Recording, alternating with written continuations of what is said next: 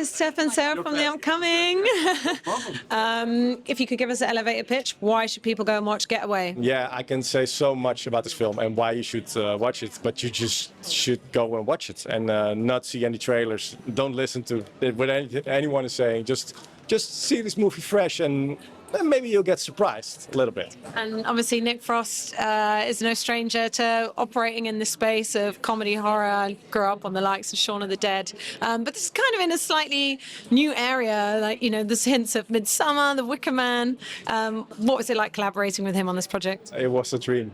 It was a dream to work with Nick. I mean, it was just so great. I mean, I got introduced to him through the script. So I got the script. It's like, oh, Nick Frost wrote it. Oh, he's also gonna play the lead. Oh, he's also producing it. And I'm a big Nick Frost fan. I mean, Shaun of the Dead is one of my favorite movies of all time. So it was so nice to get to know him more while reading the script. And I was like, oh wow, this is just things that I hoped for would happen in the script happened, or even better. Yeah, so for me it was just, I mean, and we in the end we just shot 2 movies back to back together. So I mean, it's not only Getaway, we also shot Crazy House. So there's really something special happening here.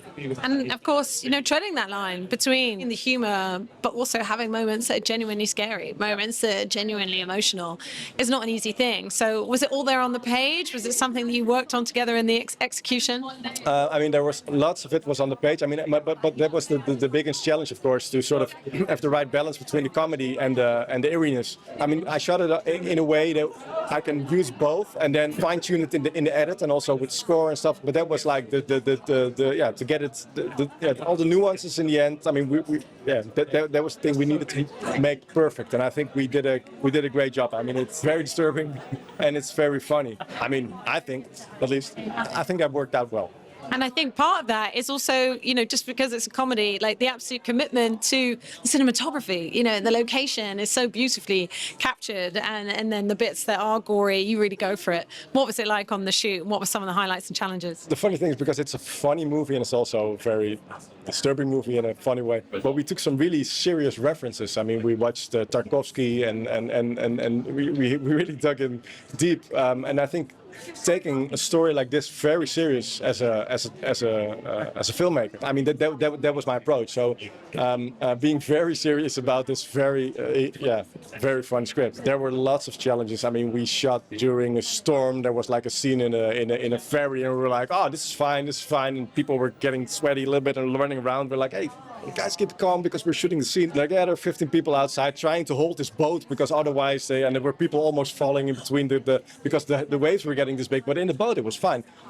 So I mean, that day got cancelled and we had to reshoot that one. There's this strange thing while shooting in nature. We shot inside this forest. That there was this stage, theater stage, very in the woods. There was water. It looked beautiful.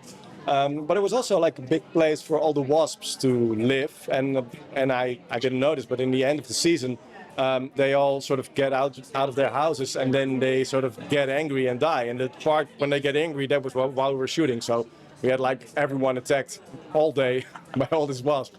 So that kind of stuff happened on set. It was funny. Oh yeah, we had some ghosts as well.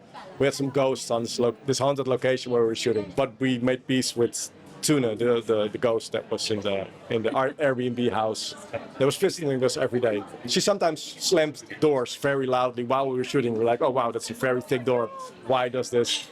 So yeah, that kind of stuff. And I guess you knew, you know, this cast were going to come together on set so amazingly, but was it even better than you could have imagined? I mean, Ashton and Nick, absolute veterans. Then you've got, you know, newer to the screen, Sebastian and Maisie, but they all riff off each other wonderfully. Yeah, no, it was so great to get this group together, but it's always like a thing as a director, like, all right, you're making a film, it's not, I mean, the budget is not sky high, so you get them together on the very last moment, just 2 days before shooting, and then you actually see. And we of course had a dinner and we had some rehearsals, but for the first day of shooting I got them all into a car, and for the whole day we just did these scenes in this car, and they couldn't, I mean, they were just in this space. It was super hot, but they were just in this car stuck anyway, and they just learned to know each other in this very short amount of time, and it was just so funny. I couldn't direct on a certain point because they were just riffing jokes, and I just had to put my headphones down, like, oh shit, this is just not, it's just too funny. So yeah, that was great. I mean, it's always like a worry, like, all right, do you get them to feel like a real family? But I mean, everything was just perfect for this. So. And just very quickly, you said you're working on another film with Nick. What can you tell us about that one too? No, I shot another film with Nick. So in this year, I did 2 movies, and the other one is called Crazy House. It's already released. It's a very weird movie. It's also Nick Frost covered in lots of blood. You should check it out. It's weird. Amazing. Thanks for your time. Congratulations. Really enjoyed tonight. Thank you.